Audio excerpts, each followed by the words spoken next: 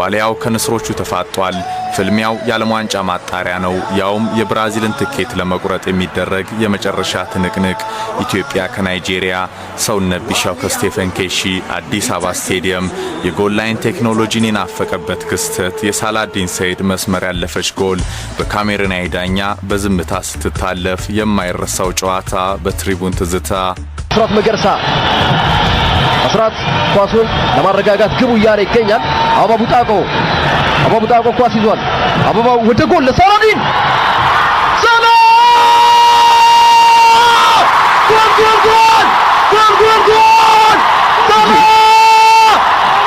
ወይኔ ዳኛውን ገባም ብሏል። መስመር ያለፈ ኳስ በጣም የሚገርም ነው። መስመር ያለፈ ኳስ አዳነ ግርማና አስራት መገርሳ በመሃል ሜዳው ከጆኖቢ ሚካኤል ተፋጠጡ። ምን ያህል ተሾመሽ መልስ በቀለ፣ በኃይሉ አሰፋ ቱሳና ሳላዲን ሰይድ አረንጓዴው ንስርን ግራና ቀኝ አስጨነቁ።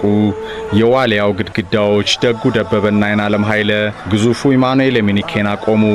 ስዩም ተስፋዬና አበባው ቡጣቆ ሁለቱም መስመሮች እየቀያየሩ ለመንቀሳቀስ ጥረት ያደረጉት ኮከቦቹ ቪክቶር ሞሰስና አህመድ ሙሳን ጠፍረው ዋሉ። አንድ ለናቱ የአዲስ አበባ ስቴዲየምም ለሁድ ጨዋታ ቅዳሜ ከቤታቸው ወጥተው ካምቦሎጆን በአረንጓዴ ቢጫ ቀዩ ሰንደቃችን ባደመቁ የዋሊያው ድንቅ ደጋፊዎች ከአቅሙ በላይ ሞልቷል።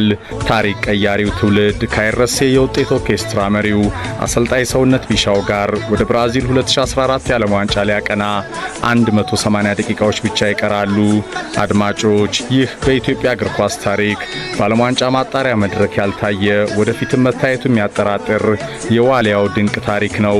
ሳላዲን ሰይድ ቢግ ሳላ፣ ያቺ መስመር ያለፈች ኳስ፣ የአዲስ አበባ ስቴዲየም ቫርን የናፈቀበት ክስተት።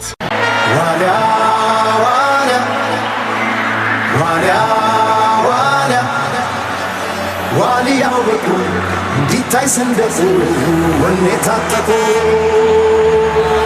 A very emotional national anthem. Is this match to these people? But I can tell you that, as you can see from these images here, they are more than passionate about their team.